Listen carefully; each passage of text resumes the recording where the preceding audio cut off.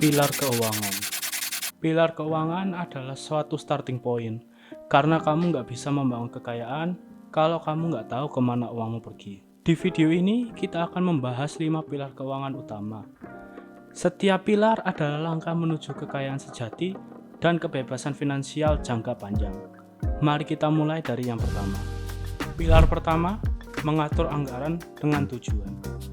Anggaran bukan soal menahan diri, tapi soal punya kendali. Kalau kamu tahu kemana uangmu pergi, kamu bisa membuat keputusan yang lebih cerdas. Mulailah dengan sistem sederhana, seperti aturan 50, 30, 20. 50% uangmu untuk kebutuhan, 30% uangmu untuk keinginan, dan 20% uangmu untuk tabungan dan juga investasi jangka panjang. Cobalah lacak pengeluaran mingguanmu, dan kamu akan kaget ketika melihat kemana uangmu sebenarnya pergi. Mengatur anggaran dengan tujuan itu artinya kamu memilih dengan sadar, bukan dengan impulsif.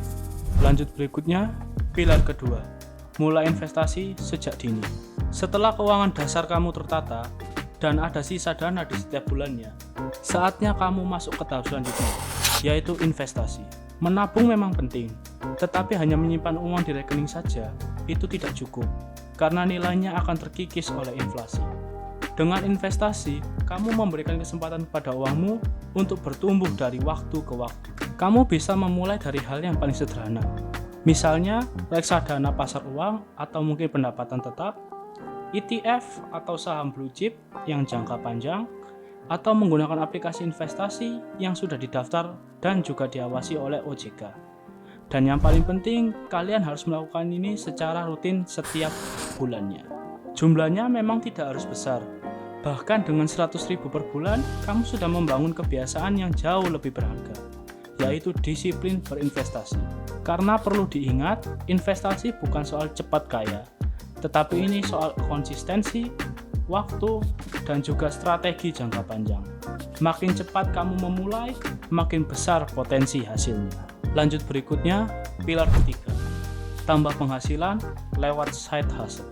Kamu bisa saja menghemat sebanyak mungkin, tetapi kalau penghasilanmu nggak bertambah dan pertumbuhanmu tetap terbatas, maka kamu akan kesusahan.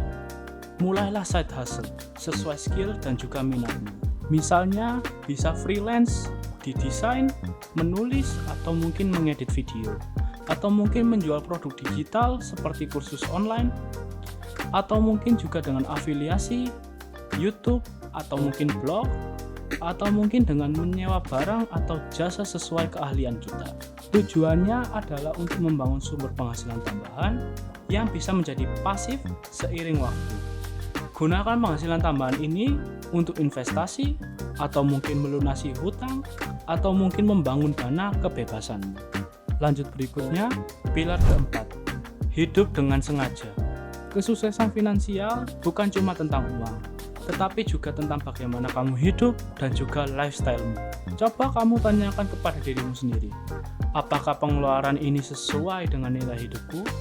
Atau mungkin aku membeli sesuatu karena butuh, atau mungkin ingin terlihat keren? Atau bisakah aku bahagia dengan cara yang lebih sederhana? Untuk menjawab pertanyaan-pertanyaan itu, kalian bisa mencoba hal-hal seperti tantangan no spend, atau mungkin rencana makan mingguan, atau mungkin dengan hidup frugal atau minimalis.